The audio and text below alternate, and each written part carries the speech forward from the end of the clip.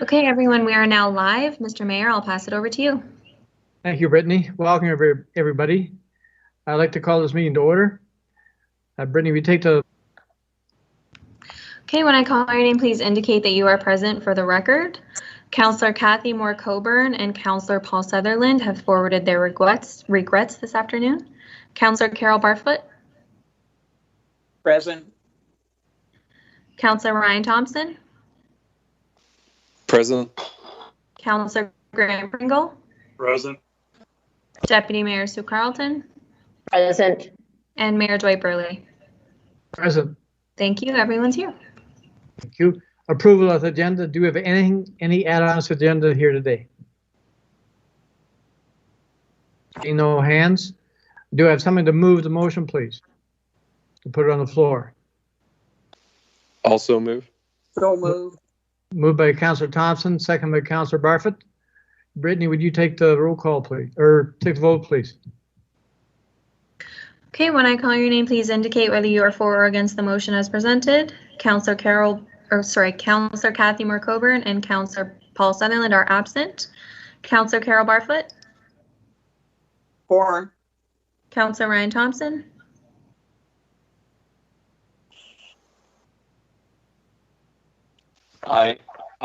I'll say for. I lost you the whole way. You sounded sort of digitized and underwater for me. I'm calling for approval of the agenda as presented. Are you for? I am for. I just wanted to let you know I'm losing you here. Okay, let me know if it persists. Councillor Graham Pringle. For. Deputy Mayor Sue Carlton. For. And Mayor Dwight Burley. For. Thank you, and that carries. Okay, any declaration of pecuniary interest, you can declare anytime you see fit during the meeting. Public hearings, none. Presentations, none. We have one delegation, Stuart Doyle from Various Construction. Brittany, are you going to let him in? Yes, so Stuart has been admitted to the meeting. Mr. Doyle, are you with us?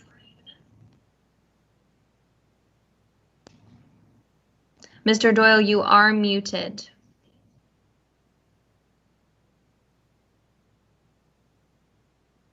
That better? Perfect, thank you. I apologize. Welcome, Stuart. Thank you. The floor is yours. Okay. To facilitate Mr. Doyle's presentation, I will be sharing my screen.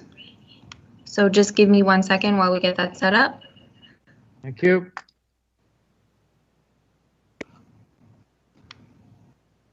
Okay, Mr. Doyle, the floor is yours. Thank you. And before I start, I'd like to say thanks to town staff and for helping me get through this. It's been a little bit of a change, and also with Mrs. Burnett, they're also working with us through the difficult time and keeping our business, some of the things going. That's been really helpful for us. So it shouldn't take too long. I think I laid it out pretty well here, but what we'd like to talk about this evening is, or I guess this afternoon, a hard time seeing things here, but anyway, it's just about the securities for our subdivision agreement with the development in Kilsyth there. So we've gone through a pretty lengthy process, thorough. It's been well done, I think, and we're coming to the end where I think we have a subdivision agreement that's going to be coming ahead here shortly. So Brittany, maybe you could just switch slides there if possible. So again, what we're talking about here, was hoping today, is about securities at the development. Just a quick recap where we're at. We've got all the planning approvals done. The public process has been completed. We've had several meetings in that respect. The tender for construction is ready to go. We just want to get the kind of the final touches on the subdivision agreement here. Legal plans are done. They've been pre-approved at the ministry, so we just need to get the county's approval for those. We've got homes designs, site construction set to get going, pending the final approvals. And again, we've had a really good working relationship through the shutdown with town staff, which has, again, been essential, and I thank you for that. So perhaps the next slide, Brittany. That's just the overview of, it's been a while since we talked, so that's just the subdivision there. That's the draft approved subdivision, 33 lots, 5 on the county road, 2 on concession, 7 and the internal lot structure there. So just a quick recap. Next slide, please. So again, we're in talking with Jen there. We're thinking the subdivision agreement's pretty much ready to go, and we'll be in front of you guys on the 17th, maybe depending on what happens this evening. It's been reviewed by your solicitor, and Jen and I have done quite a few discussions about that, and we're very happy about that. The only outstanding item, again, only from our perspective, is the level of securities that the township wants to retain through the construction stage. So next slide, please. Am I doing okay here? This is my first digital meeting. I'm a little. You're a pro. It's kind of tough, like sitting in a room by myself talking to myself. So the current version of the subdivision agreement includes a provision for 100% security. So what that means, and I'm sure you guys all know that depending on how much it's going to take for us to build the subdivision, you guys hold that same amount in trust. Either by a letter of credit, check, different ways. So historically, that's been done to ensure that developers complete the project, and you guys have enough security there to make sure we do. So we've got a cost estimate that Jen has in the subdivision agreement that those are based on, and usually what happens is those securities are collected at the time of signing, which we anticipate it to be next week. Again, we'll see how that goes now, and then. In my experience in municipal sector or in the private sector here, I've done subdivision agreement at 100%, and I've done them at 30%, I've done them at 60%, or we've done other alternative agreements that's been, again, different scenarios. So it's not unheard of to be at 100%, it's not unheard of to be at a different level. It's just depending on the municipality's comfort level and the situation, and I suspect every situation is a little bit different. So. A little bit of experience all over the board there, but again, that's what we're here to talk about for a minute. Next slide, please.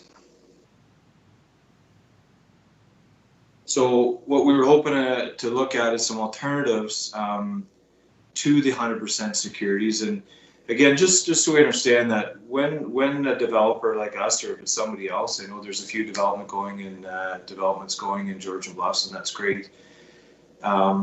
You were asked again to provide security to you guys in the amount of the construction. So if it costs $500,000, if it costs $1 million, we're asked to provide that in kind, and that money's held by the township until certain milestones are met.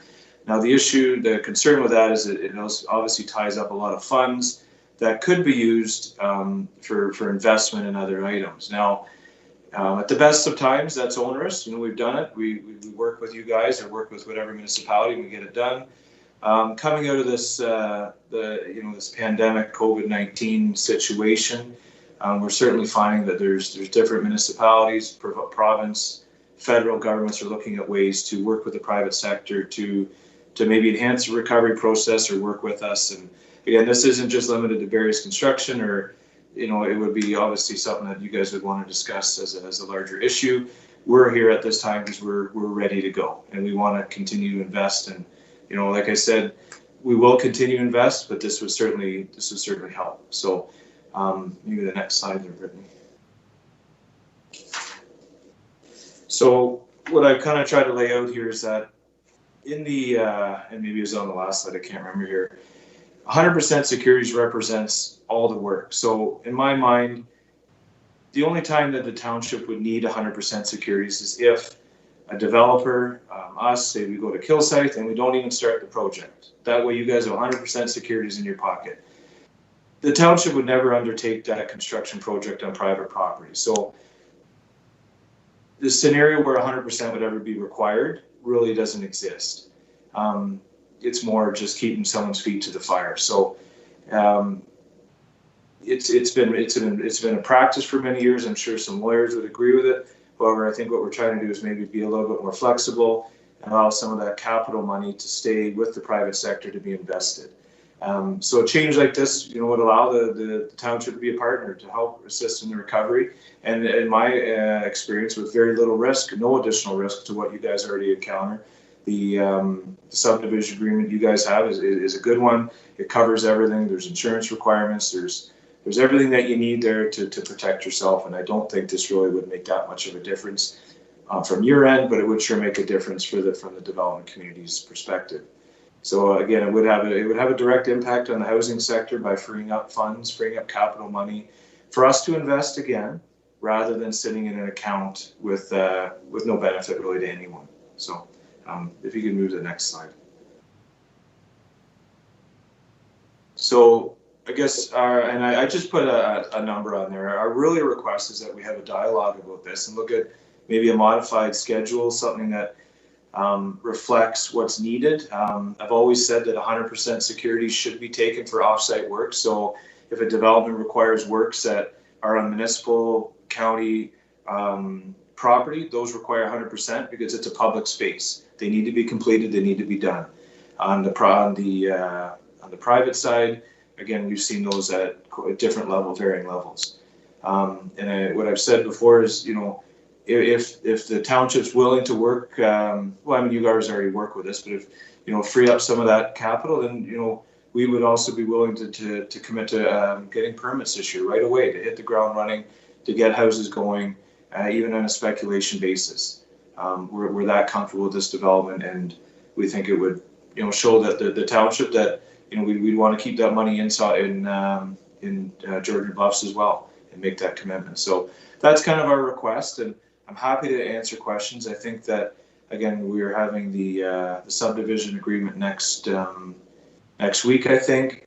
Maybe an approach would be that staff would bring a few different alternatives, some options to this for council to consider at the meeting. And that's really all we're asking for, is just a discussion and some consideration to maybe that coming out of this, things can work a little bit differently. So again, I'm here to answer any questions. Thanks. Thanks, Stuart. What I'd like to do, Jen, I would like you to give your presentation before we open the floor up for questions. I don't have a formal presentation on this. Just in response to Mr. Doyle's request, the subdivision agreement is ready to go. So I do have it on the schedule for council's approval on the 17th. And this agreement has been reviewed by our solicitor. So when I submitted the agreement to her, I did specifically ask her to comment on a reduction of securities and also to a release of securities. So the comments back from the solicitor are that she has never seen a subdivision agreement less than 100%. So for other developments in Georgian Bluffs, we've had 100 or 110%. So depending on what the works are proposed and where the subdivision is, so like for Balmy Beach, it's along in those lots fronted onto an existing road. So that security was 100%. For other subdivisions, it's 110%, depending on the works being proposed. So what we have to be aware of is this subdivision agreement is effectively the final stage in the conditions for having the actual plan of subdivision approved by the county and able to be registered. Once the plan is registered, this will effectively create 33 lots. So those lots need to have access. And that's what the securities in this agreement are collected for. So for the road and for the building of the 2 stormwater management ponds, we need to make sure that we have those in place so that when we have the money in place so that when those lots are created, we don't have 33 homeowners saying, where's our road? I'm not saying that Barry's Construction, and I have I'm not trying to infer that they're going to walk away from this, but I'm talking generally for subdivision development, we have to secure sufficient securities to make sure that we can service what we're approving. So if a developer does happen to walk away, we have securities in place to build a road for those 10 or 20 homes that the lots have been purchased and people are ready to build. So that's why we take the securities. We have, just in my discussions with Mr. Doyle, we looked at a change in the reduction and cancellation of the securities. So in this agreement, which is different from some of our other agreements, there is a provision in there to, at the completion of 70% of the services in the subdivision, then the developer can apply to the township and for a discharge of some of the securities. So we would never go any lower than $20,000 in terms of securities. But for this one, there is an opportunity to have the, once 70% of those services are completed, then they can receive a reduction in the securities. Jen, a question while you're talking about this, just so it's clarified in my mind. The securities that various construction would put up in the subdivision are for the road, probably the retention pond. Does it include things like hydro, gas, and stuff like that, or is that something different? So the developer is required to pay for that outside of the subdivision agreement. So really, he's only putting securities up for the road and for the pond. I don't know if it's a detention pond or whatever, but is that all he's putting up the securities for? Yeah, that's for the works that are required on the site. So it's the two ponds and the road. Because when Stuart, when you were talking, you were saying for 100% of the securities for construction. I was in my mind thinking you're referring to all the houses and everything else, but that has nothing to do with it. It's just strictly the road.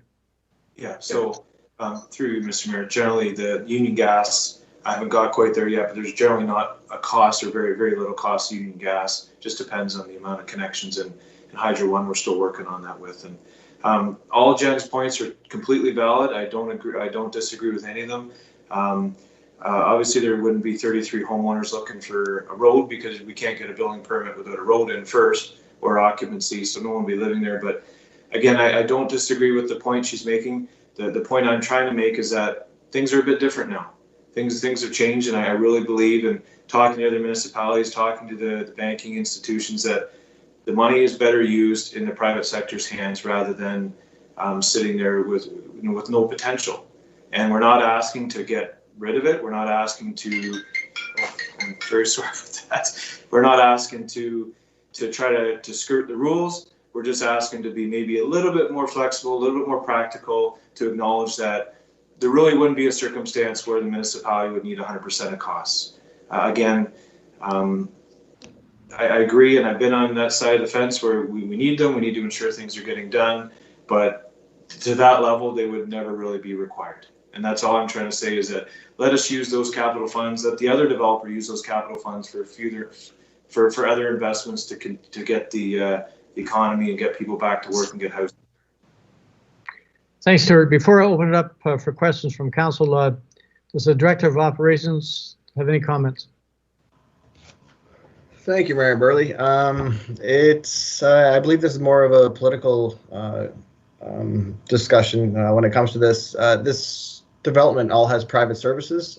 So if this was more entailed with full water main, sewer constructions, yes, this is where we would really want those securities in place. But for this subdivision, they're all private, involving separate permit applications, even for their driveways. So I'd rather leave it up to council and not create too much of a bias here.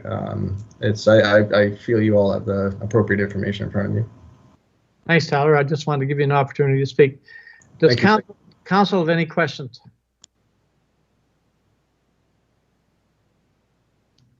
Deputy Mayor Carlton. Yes, I do. The question I have is, how much money are we talking here? And would it be reasonable to go to a 50%? I agree with what Mr. Doyle is saying. The idea of holding those funds when perhaps they could be better utilized to get the economy going seems like a better idea, but I'd like an idea of how much we're talking for dollars. Is that public information, Madam Planner? Yeah, so that amount is listed in the subdivision agreement, which would be approved by bylaw. It's just over $1 million. And that's the amount of money that the engineer has said would cost it would cost that much money to complete those works. So if the township had to go in and complete them or fix or repair anything, then they would have sufficient funds to do that. Thanks, Jen. Council, have any other questions? I do, Mr. Mayor. Go ahead, Carol. First of all, thank you very much, Stuart, for the excellent presentation. You explained a few things that I wasn't aware of. That seems like an awful lot of money to be tied up when it could be kick-started the economy again. I agree with the Deputy Mayor. I think there's better use for that money than sitting doing nothing. I would like to see, and Jen, you mentioned you'd spoke to a lawyer and she had indicated she'd never heard of anybody lowering it. Well, I don't ever remember having a pandemic before either, and unemployment the way it is. I think there's better use for that money than just sitting there. It's up to council to direct the lawyer what we're going to do. Thanks, Councillor Barfoot. I agree with what you're saying. I guess I'm going to ask Stuart.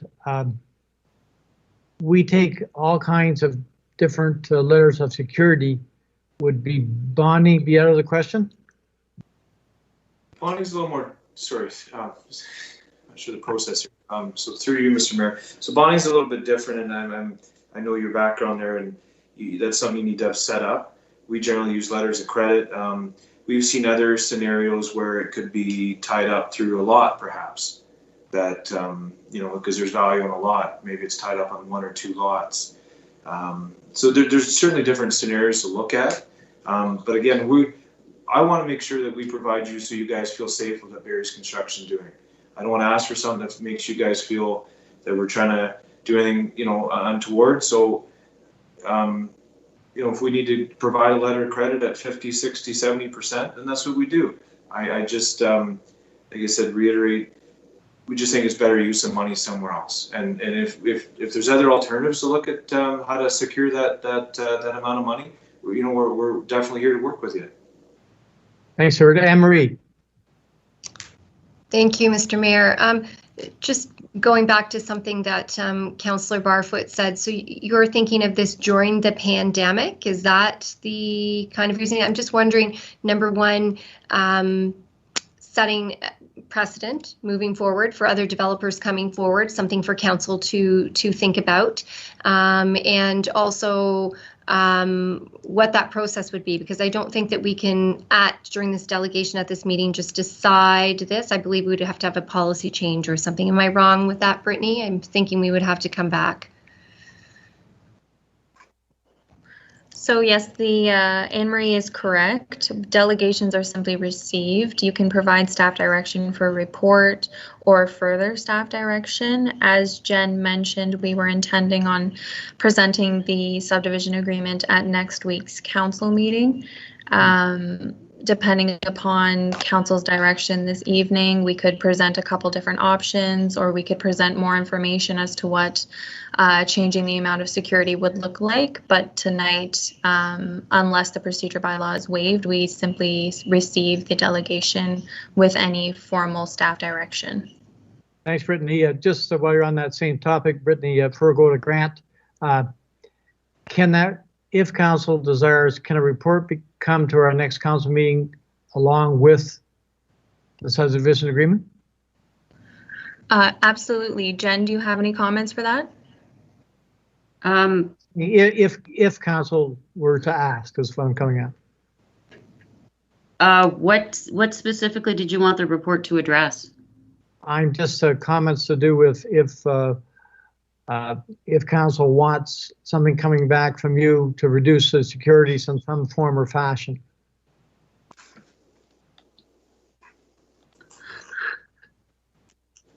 I can let you think about it and I'll go to Grant.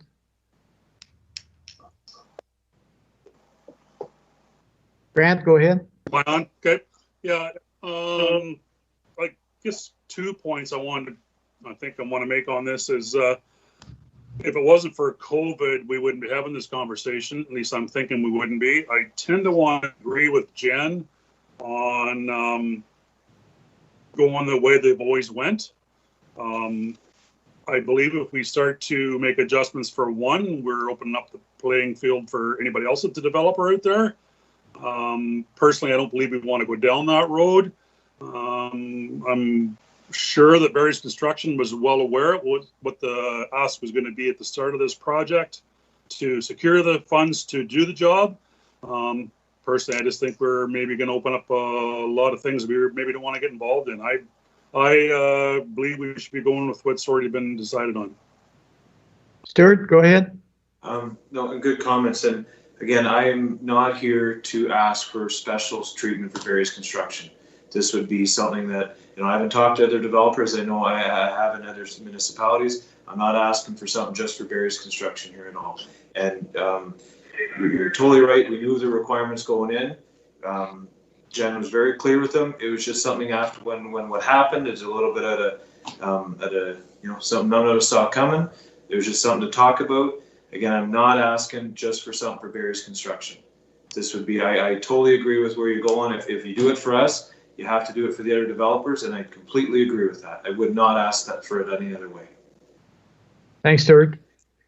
Council, have any other comments? I have a comment. Go ahead, Carol. I want to make it very clear. I'm not just saying this is for Barry's Construction. I'm saying perhaps this money that's being held, we have other developments that are going in. We're halfway through the year. I would like to see a staff report that we can work with the developers to encourage development. We have a housing shortage. We have a labor problem. So I want to make it very, very clear. I am not speaking on behalf of Barry's Construction. I'm speaking of future development in the municipality and a better way of encouraging it. End of statement. Thanks, Councillor Barfoot. Does any other council have a comment? Jen, did I see your light flash? Yes. I just want to make council aware that the securities that are taken for the subdivision agreements for the developments in Georgian Bluffs, that is to pay for the installation of those services. So while we have a variety of different developers and development in the township, if the developer defaults and we don't have sufficient monies in that security, the township has to pay for the outstanding amount to bring that road up to a serviceable condition, or to continue on with the development. Because don't forget, the development doesn't occur on those lands until that plan is registered and those lots are legally created. So if it's an issue with creditors, if somebody defaults on something and their creditors go in, they will sell those lots to recoup their losses. So you will have lots created in a plan of subdivision, and you will not have sufficient monies on hand to install those services. So just so council's aware in making this decision. Thanks, Jen. Any other comments from council? I just have one question. Sorry, my Go ahead, Councilor Barfoot. You have to decipher that, Carol. I don't know what he said. It was interesting to read what the other municipalities are charging.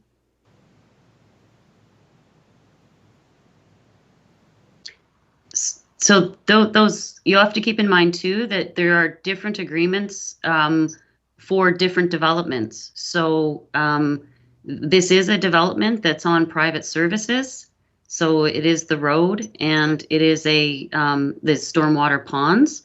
But like I mentioned before, there are different considerations for different properties when they're being developed. So it might only require a certain amount of securities, or there could be other provisions in that agreement. And other securities, it might be broken down into different levels of securities. So if it's for like roadworks on a township road, it might be at a different rate. Or if it's for works that are completely on private property, it could be a different amount collected. I did have discussions with some of the planners in the area and different municipalities, and they all pretty much said they're at about 100%.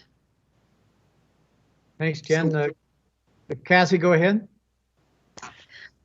Thanks. I just also wanted to make council aware in some of these like subdivision agreements and stuff, we're holding those securities for like 1 year, 2 year, because it's taking the developer that long to put the services in.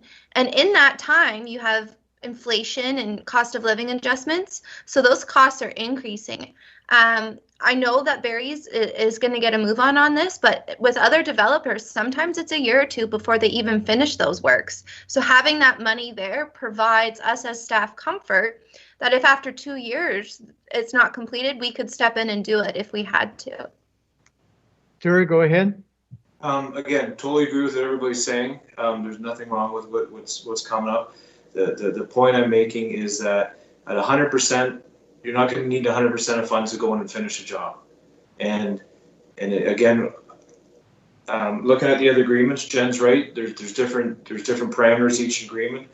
Generally, it's divided into offsite works and onsite works. Offsite works are always 100%. Onsite works are generally ones that are discounted because they're on private lands. I'm not saying that what Georgian Bluffs has done in the past is wrong at all. I think you guys have done a great job. It's more, can we look at it a little differently from the scope that we're looking in today, and perhaps look at some of those on-site works and build in a bit of flexibility, build in a bit of some other areas have done that the securities are a little less. That's all we're asking. Thanks, Stuart. Other comments from council? Jen, have you got your light on or no? Is there any other comments from council? Seeing no other comments, I guess I need to ask council, what is the direction you want to give the staff? Do you want staff to bring some form of report back for our June 17th meeting, suggesting different ways that we can reduce the securities in some form or fashion? I'm just asking, what does council want?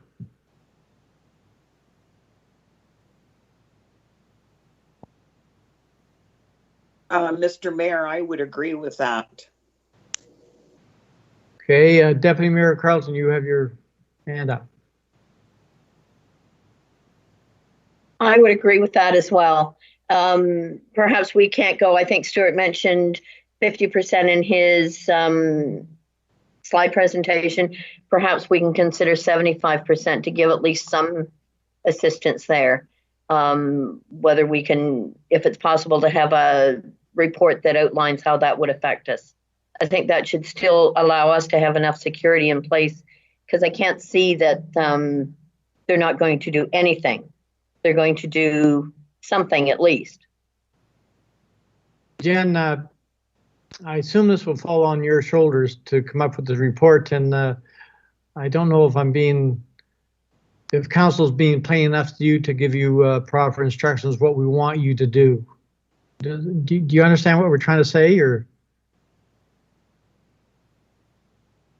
Can't hear you, Jen. Sorry.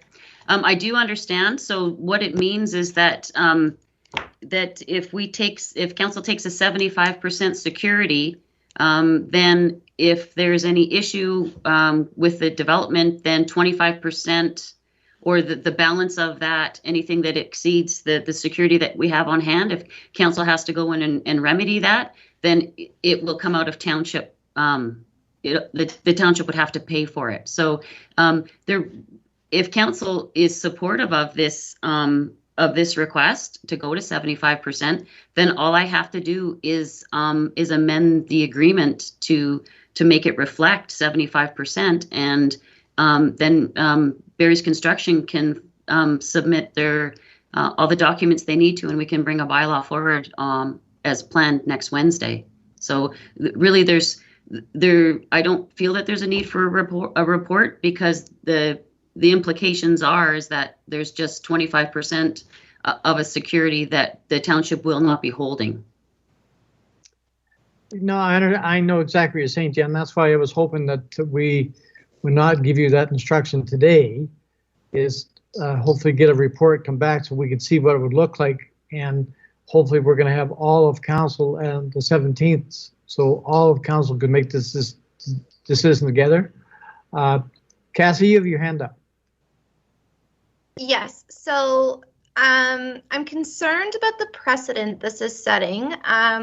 So if we do this for berries, which is fine, is there any way we could make it a case-by-case basis, whether you approve the reduction? But like, I don't want to have to come back to council every time Jen has to do a subdivision agreement to see what it is that you want for securities. So going forward, I think we need to have a formal policy saying that it can be between 75 and 110% at staff's discretion.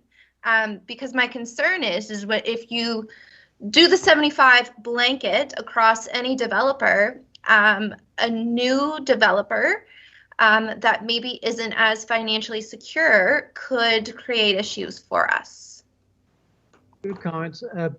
I'm going to maybe go to her interim CEO.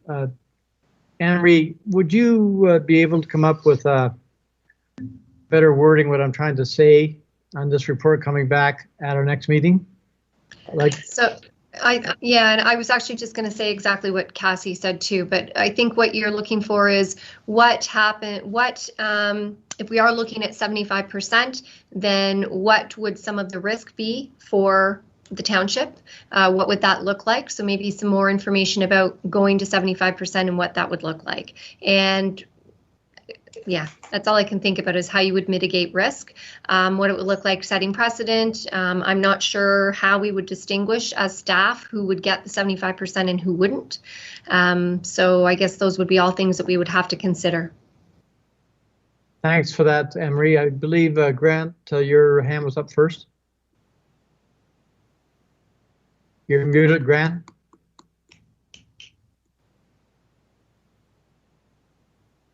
Thanks, Mayor. I still stand behind what I said the first time there. I'm still in agreement with the 100%. Just an option that I just kind of thought here as I was listening to all this.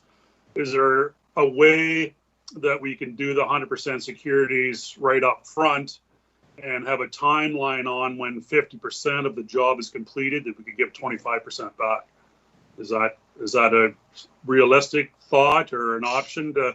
I don't know how long this will take to do it, if it's going to take 6 months or a year. Stuart will know better than I will, but is that we're still doing the 100% up front, and if they don't meet the guidelines of being done in that time, we carry on to 100%. But if they do meet the guidelines, you give 25 back. I just thought of when I was sitting there. So it's a good comment. Jen, you had your finger up? Yeah.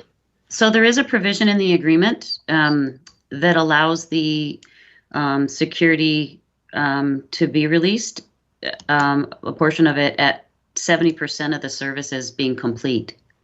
So there is that provision included in the agreement. Thanks, Jen. Before we go to Deputy Mayor Carlton, Stuart, do you want to comment? Just quickly, I think that's a great idea by Grant there. 70% is a fairly high, and again, that came from a subdivision agreement I provided to Jen, and she was good enough to use it. That's certainly another way that we could look at getting the securities back quicker. So provide it up front and look at getting it back a little quicker.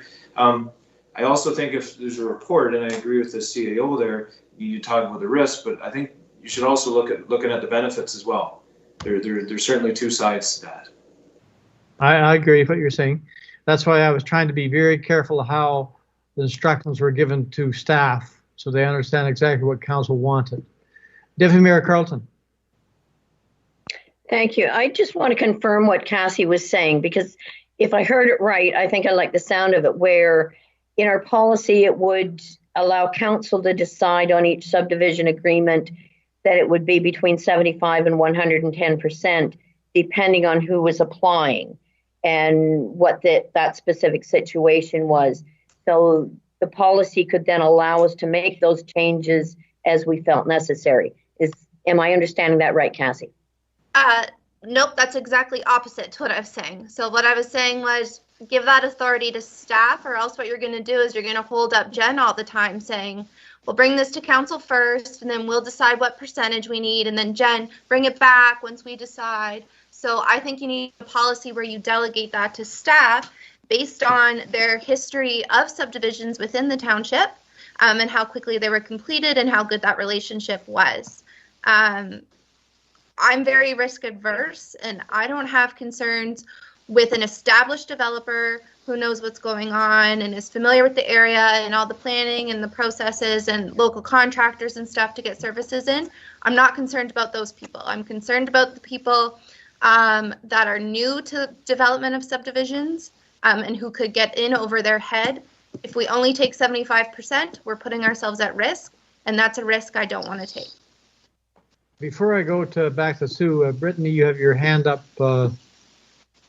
You want to make a comment? Put it in. Why don't we go to Deputy Mayor Carlton first and then come to me? Okay. Deputy Mayor, go ahead. Okay, thank you. Okay, Cassie, I can agree with what you're saying. I thought you were referring it to council, but as staff, I would be quite okay with that, and I'd like to see that happen. So I'm in favor of that. I have a real problem with giving that authority to staff at this time. I really like the idea of having some form of report coming back showing the pluses and the negative to reducing the securities back to our June 17th meeting before we approve a subdivision, so that all of council could have one more look at it and explain to us what happens if we do this and that and so on. Plus, what are the positives if we do it?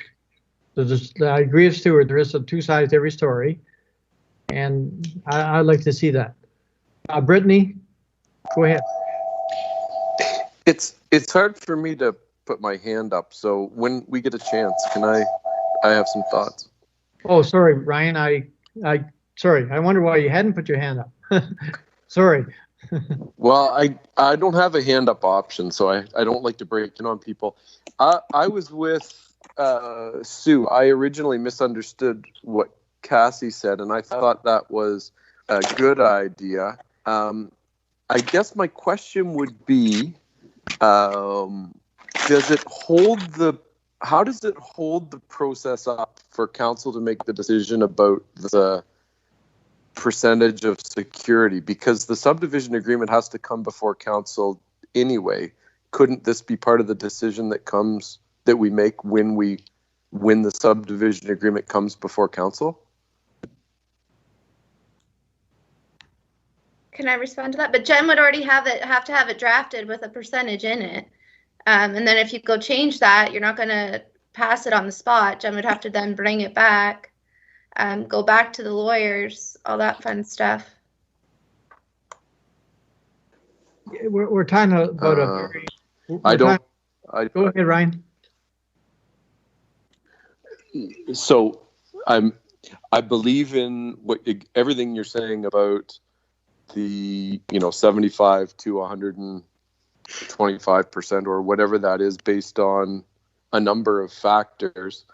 If the argument is we can't have council make that decision because it'll slow up the process, I think I need to understand how it would slow the process up, because I think it would be simply in the policy that we could set the number and we could make the decision when we talk about it originally. I don't know why we would have to go back and forth between lawyers or an additional meeting if the council made a decision.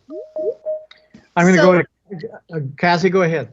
So my recommendation would be, if Dwight wants that report on the risks and stuff, why don't we have Jen bring that back to the next meeting? And then after, we can bring back a policy for this going forward, and you guys can make those decisions. Like, there's no point in hashing this out now. If once Jen brings back the risks and benefits, you do completely decide against it. So maybe that's report 1. And then report 2 in a month or 2 is, okay, going forward, this is how we're going to handle them according to this policy. I agree, because we are sort of talking about two different topics. Brittany, you have your hand up. Cassie just said what I was going to say. Okay, no, I just, we're having a great discussion here, but I don't want to get away from the topic that we originally were talking about.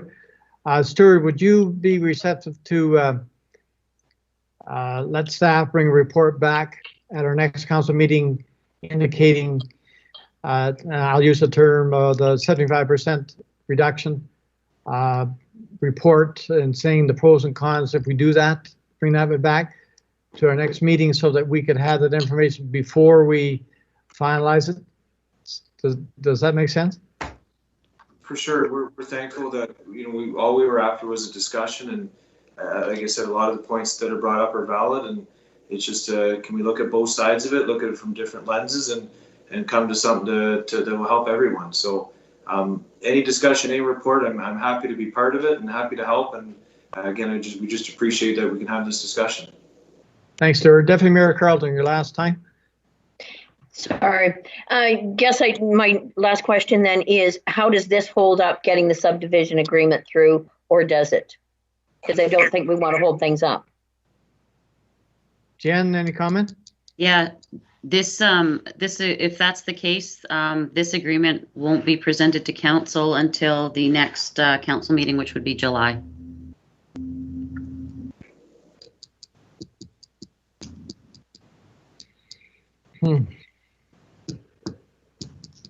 Well, I guess I'm going to ask council, what is your direction you want to give this up?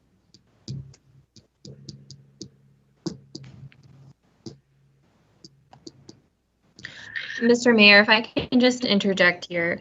It sounds like council is not ready to make a decision either way right now regarding the securities. So I do think we need to have the report at the next council meeting in order for council to make an informed decision. We can still present the subdivision agreement as is. That way, if council decides to not amend the securities, we can pass it at the June 17th meeting. If you do decide to amend the agreement, then Jen is correct. It will be pushed until July. Is council in agreement with that? I am. I see, Ryan, you'll have to speak because I don't know what you were saying. Yeah. So, yeah, I think I was saying the same thing. So I think what I'm hearing is, council, if we're going to change our policy on securities, or we're going to contemplate doing that, then the subdivision agreement may have to wait. If the developer wanted to go ahead with full securities, they could do so. Is that correct? So I think, is the decision ours to make, or is the decision the developers to make? I think so, am I missing something there? I think it's council, excuse me, council's decision. We are the ones. Let me say that differently then. So what I don't want to do is stand in the way of the developer. So if the developer was saying, I'll follow the policy as it exists, I'll pay the full security, I'll carry on, or I'd like to see council consider a different policy, so I'll wait until that decision is made. Could the developer make that decision, or are we holding that up? I would think that the developer, if he wants to go with the full 100% securities and so on, that would allow everything to proceed for sure. But what I'm saying is, if this report comes back to council on the 17th, council listens to the pros and cons of it, and we still decide we want 100% securities, that would still allow the subdivision agreement to go ahead, would it not? Yes.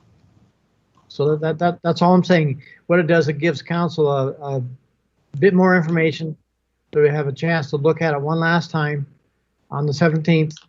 And if for some reason the council agrees they want to reduce the securities, as long as the developer realizes that it will slow the process up until July, so be it. At least let's have that conversation on the 17th with that report. And I'm hoping, Jen, we have given you enough dialect to give you instructions of what we're actually asking you as a staff member to do.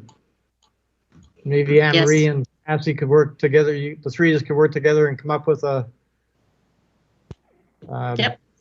report. Yep, definitely. We can do that. Is that okay with council? That we'll wait for that report on the 17th and then go from there? Ryan, you'll have to say yes or no.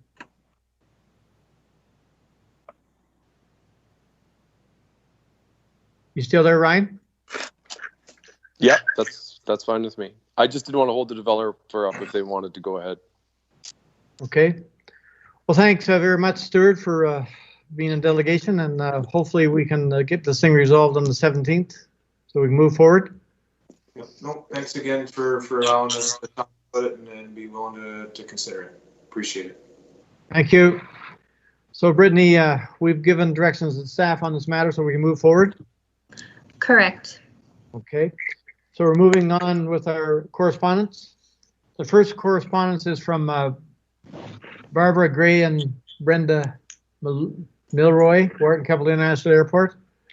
I might suggest that we put this piece of correspondence with our collection of correspondence we had for the discussion we wanted to have with the airport. Would that make sense, Brittany? Yes, that is correct, and that was staff's original intention. At the request of Councillor Moore Coburn, this was added to the agenda just so Council was aware that we had received this correspondence. We did receive it earlier this year when the intention was to have the special airport meeting on March 25th. It is still the intention that we will have that airport meeting at some point. We don't have a date just because of the amount of public participation we anticipate, but we will file this letter away so it may be considered at that meeting whenever we get it scheduled. Thanks, Brittany. Is council okay with that? I see no hands, so I assume that council's okay with it. So moving on to the next correspondent, Town of Oakville, letter to Attorney General regarding AGCO. Do you want to speak to this, Anne-Marie? I can speak to it, or Brittany. It's basically asking for restaurants to be allowed to expand their patios to allow service, since they are not allowed to provide service inside. And I believe that there is already legislation and regulations in the works to support this, but this obviously came before that. So if, yeah, I did see that directive coming down from the province. Mm-hmm. If that directive is finalized and so on, would council allow this to happen, or do we need a motion to come back, Brittany, to allow it? So this is actually just in support of Town of Oakville's letter to the Attorney General. Okay. In support of it, yeah, but I do believe that there is something in the regulations coming down that a township will have the ability to approve. Looking at, we do have one, I believe, not to mention, but we have one business that has approached us about a patio, and I know Brittany has been working with that individual. So Brittany, maybe you can provide a little more information. Yeah, so if I could just jump in here, Mr. Mayor. We received correspondence earlier this week from the AGCO. They issue all lottery licenses as well as liquor licenses within the province. They have amended their normal liquor licensing procedures to basically, I use the word blanket not lightly, but permit businesses to extend their patios without formal provincial approval. So it just puts more of the burden back onto the municipality to ensure, one, that they'll be meeting appropriate social distancing standards. We are still required to perform inspections through our building department, inspections through our fire department, and inspections through public health to ensure that they are meeting the appropriate regulations. It just takes the formal application process out of it, being us, the municipality, applying to the province, or basically notifying the province of this patio. This will only be in effect until January 1st of 2021. Following that date, should the patio become a permanent patio, they will have to formally apply to the province for the appropriate approvals. Anne-Marie is correct. We have been contacted and have been working with one local business to initiate an outdoor patio directly in response to COVID. So although the formal process has been taken out of it, there's still multiple approvals that are required to have an outdoor patio. Thanks, Brittany. Just so I'm very clear on this thing, I finally have opened up the correspondence, but does the business have to have a patio in place now and they want to expand it, or can it be for a brand new patio? No, they do not have to have an existing patio, but they do have to have an existing liquor license. So I guess as a point of clarification, this is only to extend alcohol provisions onto a patio. So if you're looking at initiating a patio without liquor services, then you would just apply to the local municipality to ensure that, one, your building was appropriate, and two, that you had the appropriate public health inspections. This is strictly an extension of the liquor license to allow alcohol provisions on the temporary patio. Thanks, Brittany. So this piece of correspondence is mainly for information at this time? Correct. And if council is interested, I can circulate additional information that we received from the AGCO that kind of outlines what the program looks like. I think it'd be nice to have that, Brittany. Okay. So we'll move on with our agenda. We're down to staff reports. Down to legislative services. I have a recommendation. Seem to lose my voice. I need a beer. We're down to building permits. I have a recommendation that the updated building permit summary report be received for information. Can I have somebody to move to put it on the floor? I think I have Deputy Mayor Carlton moving that. And do I have a seconder, please? Actually, I have a question, if I may. Okay, can I have the seconder first? Seconded by Ryan. I don't know what he's doing, but we'll say he seconded it. Deputy Mayor Carlton, go ahead. I'll second. Sorry, my question has to do with the fact that actually one of those permits is mine. Do I have an interest there, or because it's not a pecuniary conflict, but do I have to declare an interest? No, Deputy Mayor, you do not. Okay. As you do not have a pecuniary interest, you do not have to declare. Okay, thank you. So I can still be the mover on it. Okay. Tim, do you want to speak to this report? Are you with us? You're muted, Tim.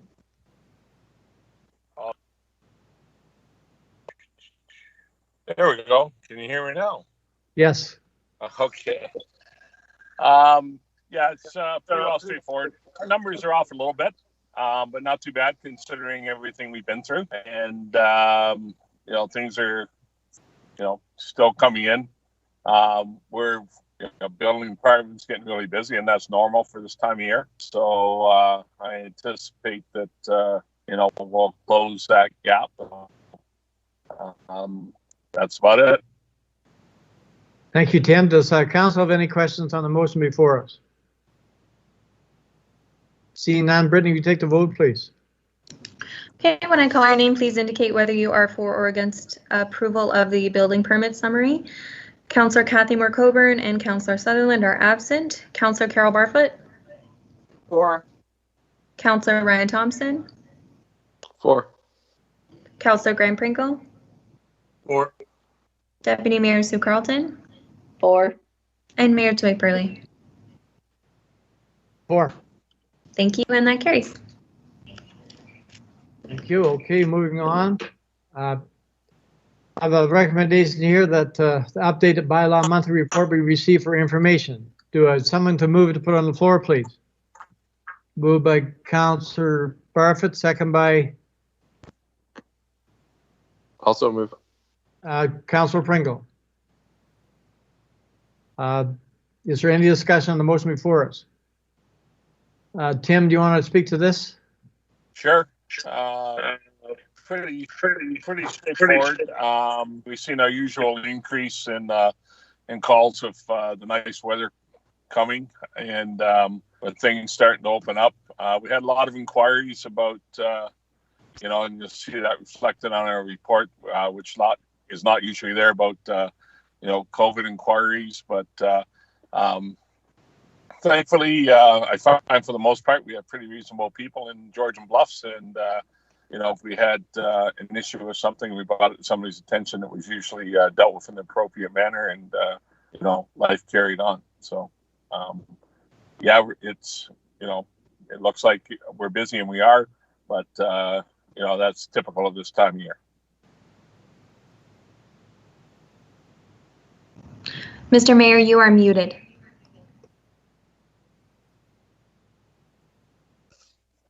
Oh, that's better. Does council have any questions on the? Seeing none, Brittany, will you take the vote, please? Okay, when I call your name, please indicate whether you are for or against the motion. Councillor Kathy Moore-Coburn and Councillor Paul Sutherland are absent. Councillor Carol Barfoot? For. Councillor Ryan Thompson? For. Councillor Graham Pringle? For. Deputy Mayor Sue Carlton? For. And Mayor Dwight Burley? For. Thank you, and that carries. Thank you. Moving on, I have another recommendation here about a closed session policy. That report LEG 2020-12 regarding the proposed Township of Georgian Bluffs closed session policy and associated confidential pledge from the acting clerk be received for information, and that a bylaw to adopt the closed session policy appendix as Schedule A be presented for enactment at the June 17th, 2020 meeting. Do I have someone to move to put the motion on the floor, please? Moved by Councillor Pringle, second by Deputy Mayor Carlton. Brittany, do you want to speak to the report? Sure, thank you. Just to give Council a brief overview of what we're accomplishing by adopting this policy.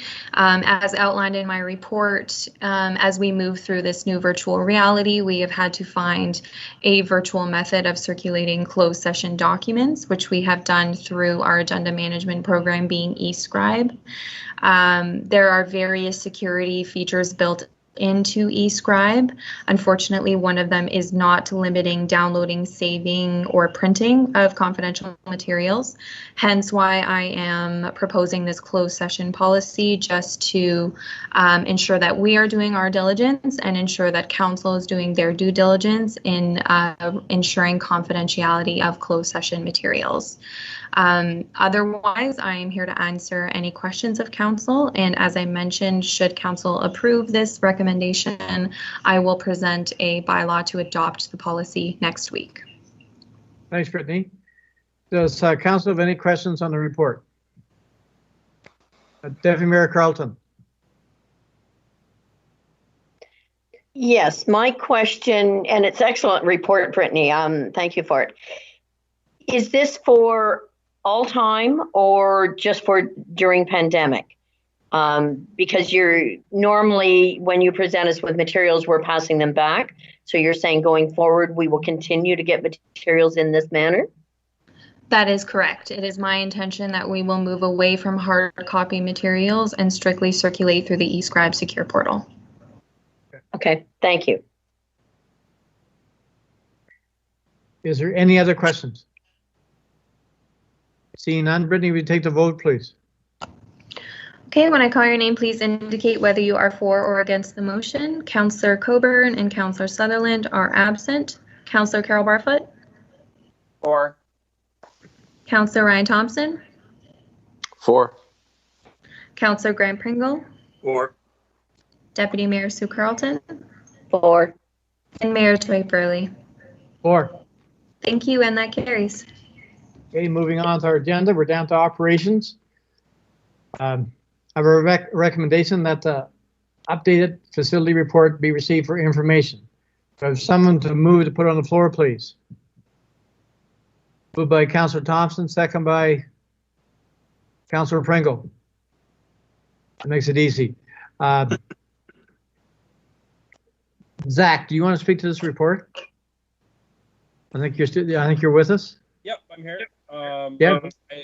I think the numbers sort of speak for themselves, showing they reflect the facility shutdown halfway through the month, missing out on 3 weekends specifically of ice rentals, and as well as Derby Community Center specifically, where it sort of gets a bit of an uptick in March when some of the floor activities start to book it in preparation of starting their season. So you'll see in those numbers and the data where everything zeroes out and sort of shows what happened once the facilities got closed down by the emergency order. Thanks, Zach. Before we go to council for questions, I want to comment, Zach, that our signs out in front of Child Lake Arena and the municipal office are excellent. A job well done, and they're really good. I was sitting there last weekend with an OPP officer, and we were both admiring the sign, and he was commenting on that. Oh, now I know about bag tags. Anyway, it was well done. Does council have any question on Zach's report? Seeing none, Brittany, take the vote, please. Okay, when I call your name, please indicate whether you are for or against the motion. Councillor Coburn and Councillor Sutherland are absent. Councillor Carol Barfoot. For. Councillor Ryan Thompson. For. Councillor Graham Pringle. For. Deputy Mayor Sue Carlton. For. And Mayor Dwight Burley. For. Thank you, and that carries. Thank you. Our next recommendation that the council, that the committee of the whole accepts the report OPS 2020-26 Wharton Keppel International Airport update for information. Someone to move to put it on the floor, please. So moved. Awesome. Moved by Deputy Mayor Carlton, second by Councillor Barfoot. Zach, Premate, do you want to speak to it? Yes, thank you, Mr. Mayor. So for the month of May, I'll start from the top. We actually saw an increase in movements this month, and an increase in avgas sales. I see this increase is due to probably the fact is that we have a card lock system at the airport, which previous years we did not, or previous year we didn't have that card lock system in place. And this has allowed the general aviation public to fuel up with a no contact system where people are no longer being involved in the fueling process. You're able just to pull up to the pumps and fuel the aircraft that way just on your just by yourself. Other than that, we did see a decrease again in jet fuel sales. This is probably due to the fact as the borders are closed. We're not seeing traffic coming from the jet traffic coming from the States as we would usually see in previous years. So that's the reason why we're seeing jet traffic down. So the jet fuel sales we did see were a combination of both orange and some multi-turbine aircraft that did come in and purchase fuel that way. Other than that, we did have 2 medevac flights, this life-saving flights for the month of May. One being a pickup in Lion's Head, and another one just an overnight flight dropping a passenger off to the Wyerton hospital there. And some other COVID-related implementations we've put in since May 20th. Social distancing markings have been placed within the terminal. We've also ordered sneeze guards for the terminal counter there to protect our staff and clients from the impacts of COVID. We've also implemented guards for the point of sale system, so they're changed after every customer uses said terminal. Other than that, I don't have much more to report on.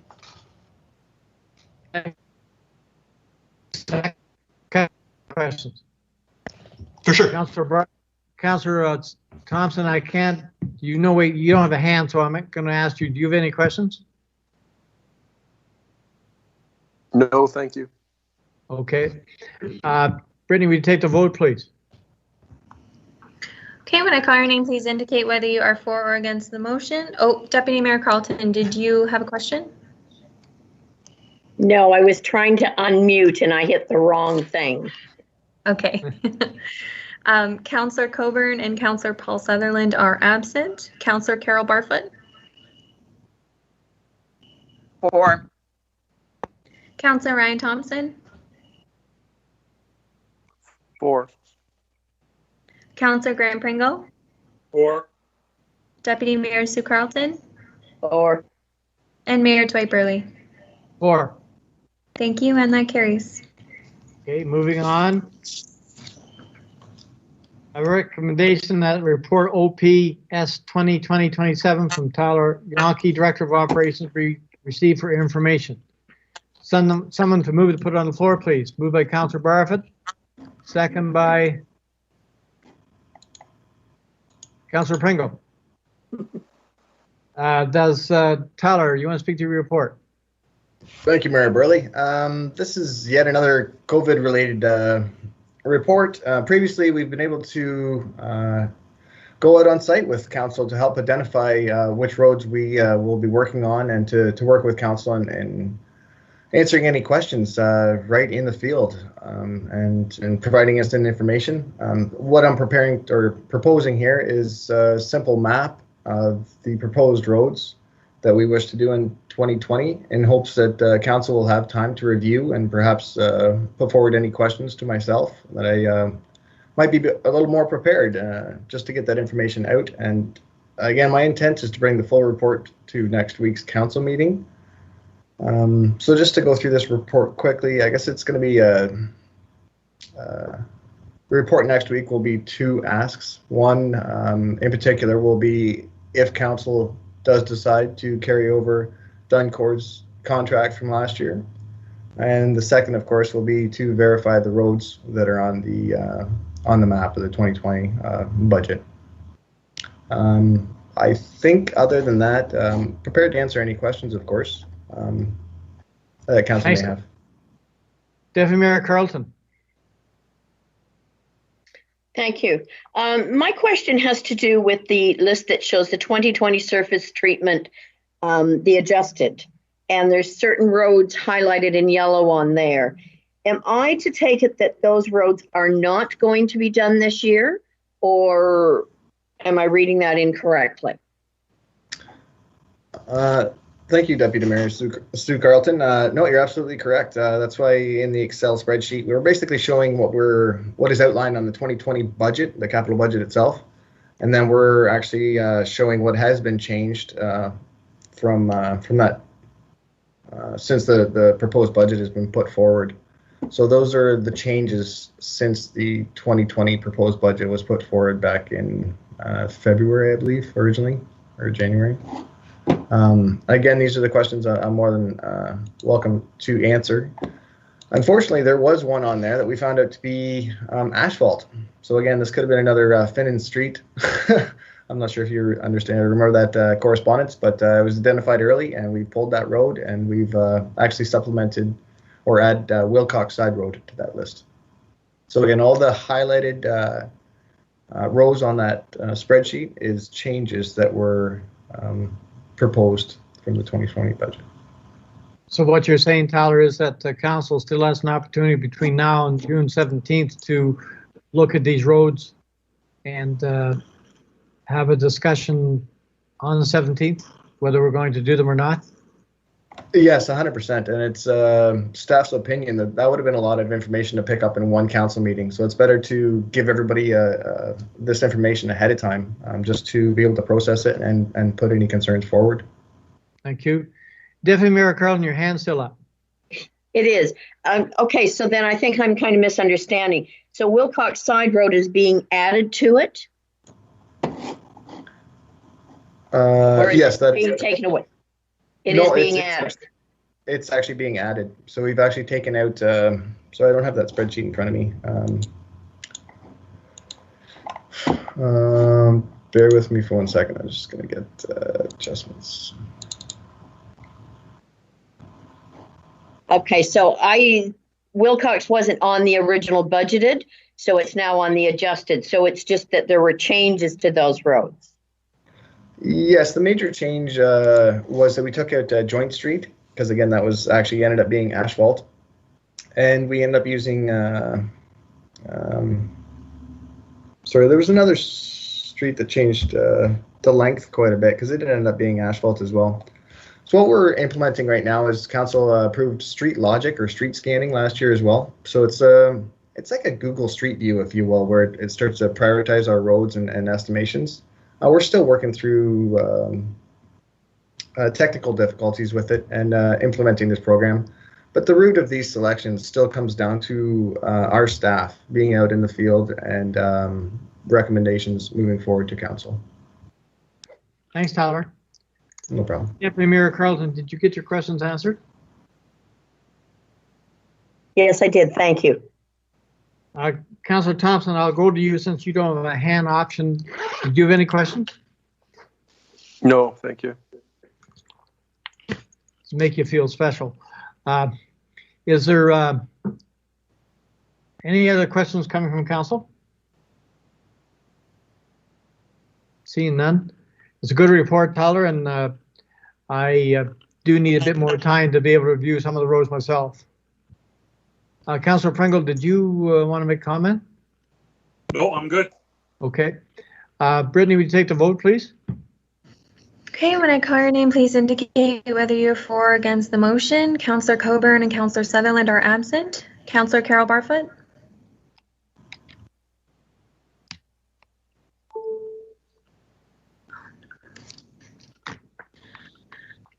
So Carol has accidentally left the meeting, so I'm going to call her back. So Councillor Ryan Thompson, are you for or against? For.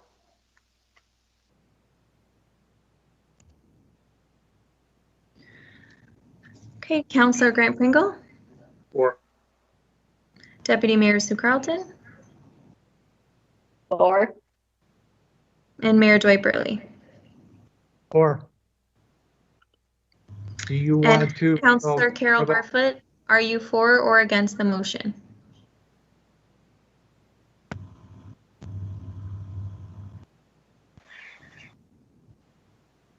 Councillor Barfoot, you are muted. I keep losing, I keep getting shut down for some reason.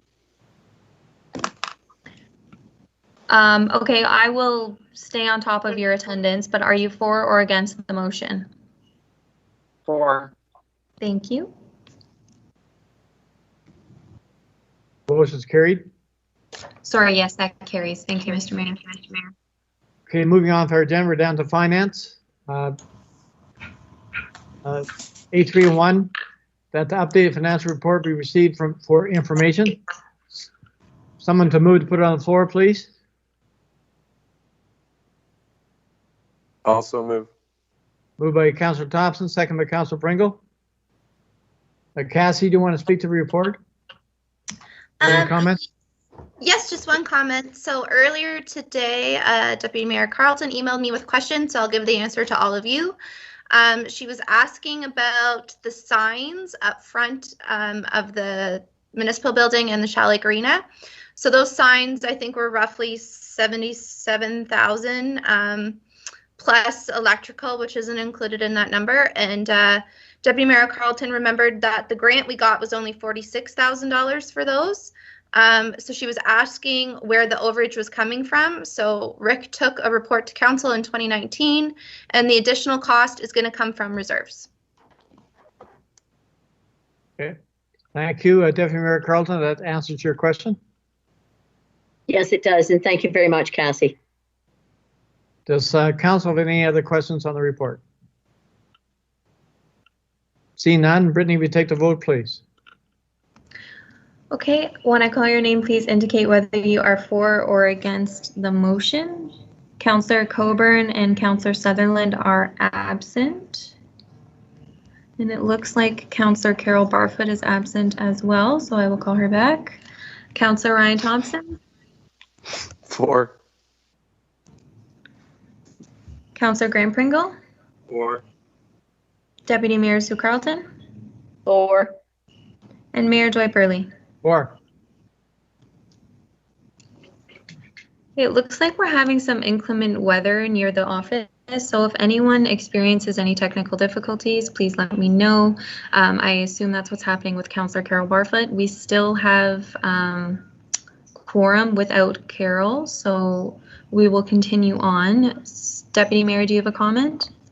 Yes, I do. I live on the highway out in front of Carroll, and we're getting quite a thunderstorm out here moving in, so that could be the problem. Okay.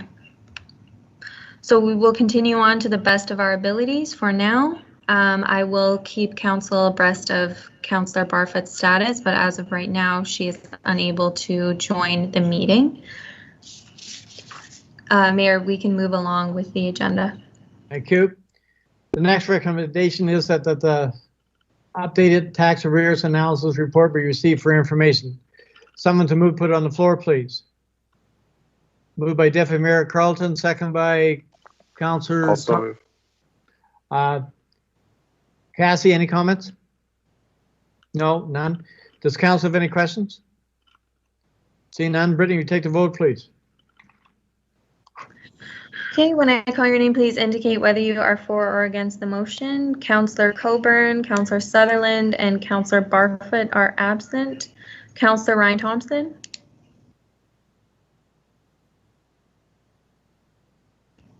Councillor Thompson?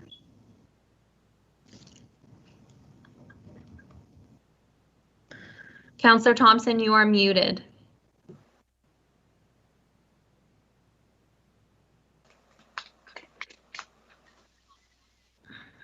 four.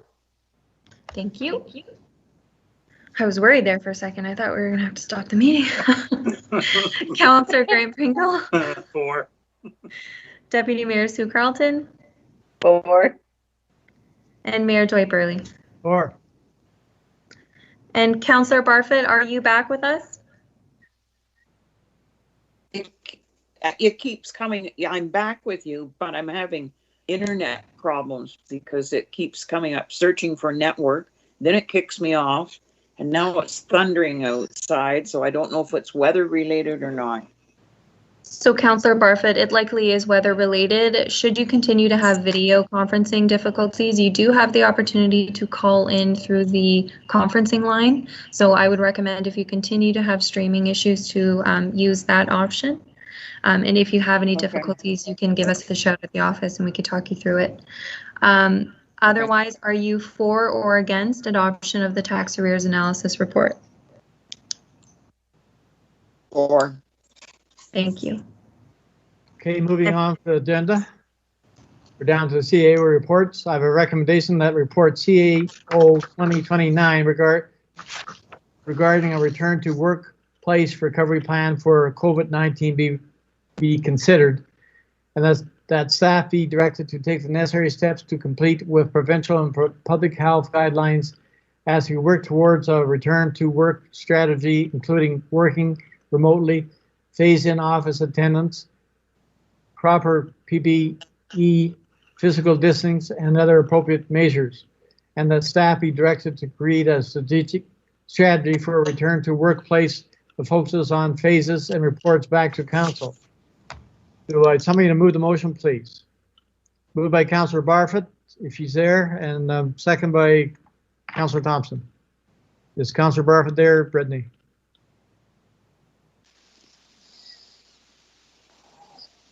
Yeah, I'm here. Okay. Anne-Marie, you want to speak to your report? Yes, please. Thank you. This is just to give council an idea of where we're at in preparing for stage 3 or stage 2 of the province's return to work. It outlines a little bit of the things that we have done to ensure the safety of our employees and our residents, and then it looks at moving forward. So now that we are starting to enter a stage where we can provide staff moving back into the office, we're going to be looking at 4 key mitigation measures. Access controls, so people coming in and out with screening, declarations from staff and visitors prior to entering. We'll be looking at physically distancing, ensuring that there's 6 feet between employees, and looking at how people move through the office. We are going to ensure that there is protective equipment available, and also looking at the cleaning of our office and ensuring that we're providing a no-touch environment as much as possible. We also identified there are a number of policies or procedures that need to be in place, and our human resources manager is working on those. Also, we did an analysis of what it might look like in different stages. Our first stage being close to the buildings, close to the public, as we are right now. So sorry, that is stage 4. We're working from home as much as we can remotely, but we are coming into the office as need be. The third stage is the building remains to be closed to the public, but we're reintegrating into the office on a rotating schedule. And then looking at opening to the building by appointment only with screening protocols in place. And then, of course, once we finally get to a stage 3 with the province, we can look at opening to the public. So right now we are still closed to the public, and staff are still working remotely. With some of these changes going into stage 2 with the province and things opening up a little bit more, the fact that we can gather a little bit more, we are looking at that. But we are looking at following public health and provincial guidelines before we bring staff back, and also looking at and recognizing that COVID-19 is going to be here for a while. There still is not a vaccine, and we still do have to be cognizant on how we are protecting our staff in the office and our visitors. So it's just an update. I'd be happy to answer any questions. Council, have any questions? Oh, sorry, it's more of an update. Council, have any questions on the report? Good report, Anna Marie. I see nothing. Brittany, will you take the vote, please? Okay, when I call your name, please indicate whether you are for or against the motion. Councillor Coburn and Councillor Sutherland are absent. Councillor Carol Barfoot? For. Councillor Ryan Thompson? For. Councillor Grant Pringle? For. Deputy Mayor Sue Carlton? For. And Mayor Dwight Burley? For. Thank you, and that carries. Okay, moving on for agenda. The next recommendation is that the report EO 2020-10 regarding an enhanced fire communication system be considered, and that the Township of Georgian Bluffs participate in the enhanced fire communication system and support the ongoing administration and maintenance costs of the system. Someone to move, put the motion on the floor, please. Moved by Deputy Mayor Carlton, second by Councillor Thompson. Emery, go ahead. Thank you. This report is looking at 2018, and by the way, sorry, I have asked Chief Gaudreau to be on the line in case there are any questions that I may not be able to answer. The Grey County Fire Chiefs identified an issue with paging and radio communication shortcomings. They were interfering with the firefighters' ability to communicate and dispatch with each other on the scene, and of course creating a life safety issue. This came to the county, and the county did have some funds through the Municipal Modernization Fund and the Connected County Fund Reserve that would allow them to put money towards solving the issue. A consultant was hired in August of 2029 and provided a report. The recommendations were that the county fire departments were presently operating on many different systems, and so they were using different systems to try and communicate, that there were gaps in the coverage, and that the systems were not adequately serving the operational needs of the fire departments.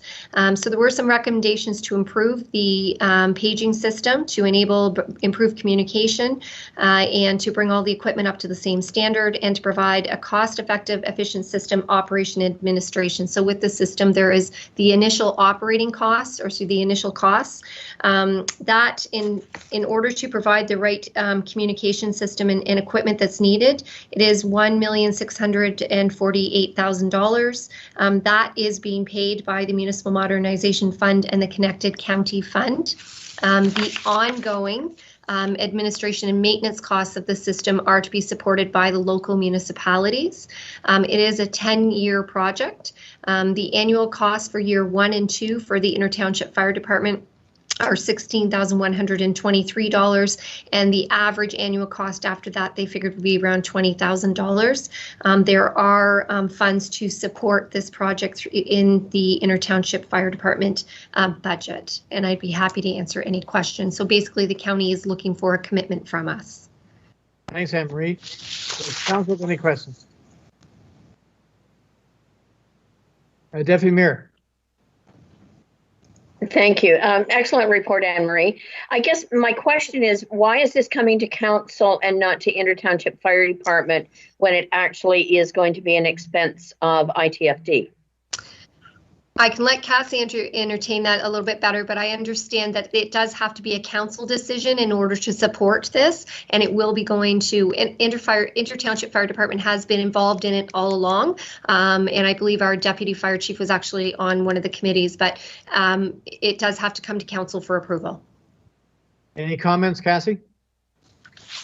Yep, so this is, everything has to be passed by both Meaford and Georgian Bluffs for Inter-Township to enter agreements and ongoing costs. So it is on the Inter-Township agenda as well, but Meaford and Georgian Bluffs both have to support this separately.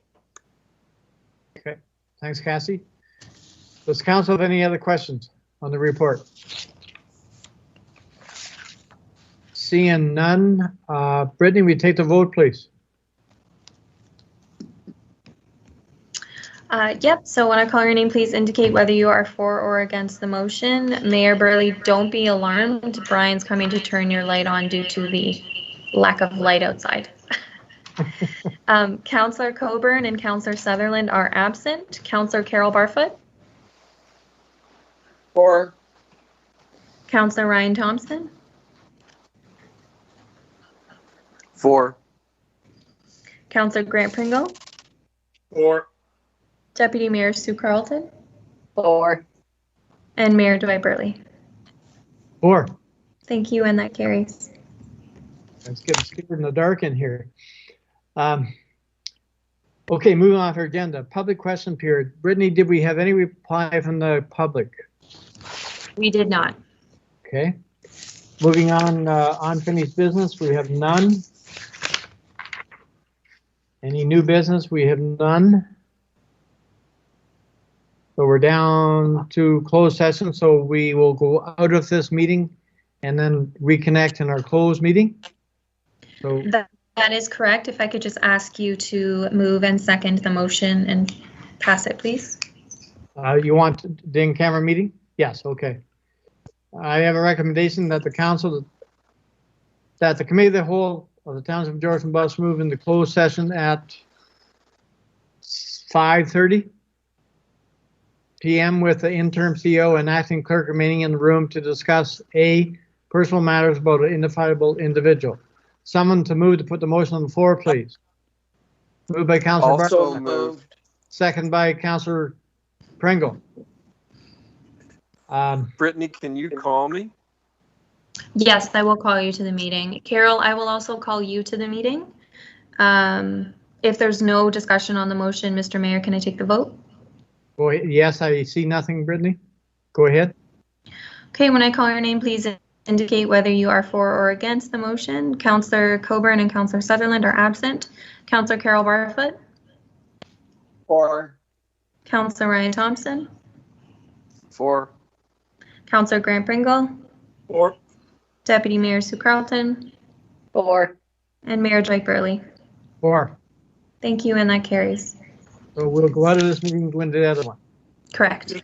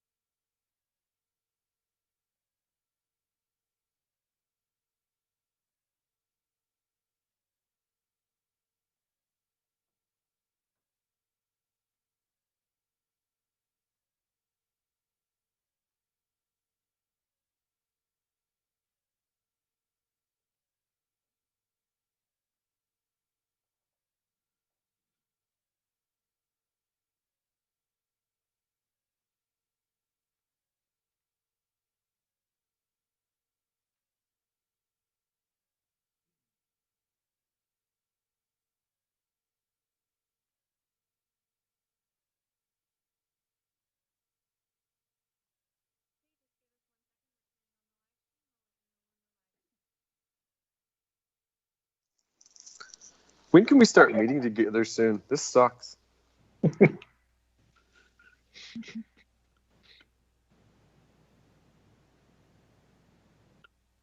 Okay, everyone, we are now live. Mr. Mayor, we'll go back to you. Thank you, Brittany. We're now in open session. We went in camera to discuss only what we went in camera to discuss, nothing more. We're down to adjournment. Make council aware that our next meeting will be Thursday for our CAO recruitment. It is an in-camera meeting, interviews, I should say. So our next council meeting will be June 17th at 4 o'clock. Do I have something to move adjournment, please? I'll move. Moved by Carol. I'll second. Second by Ryan. Any discussion on the motion? Brittany, will you take the vote, please? Okay, when I call your name, please indicate whether you are for or against adjournment at 5:50 p.m. Councillor Coburn and Councillor Sutherland are both absent. Councillor Carol Barfoot. For. Councillor Ryan Thompson. For. Councillor Grant Pringle. For. Deputy Mayor Sue Carlton. For. And Mayor Twyperly. For. Thank you, and we are adjourned. Thanks, everybody. Thanks, Night, everybody. everyone. Good night.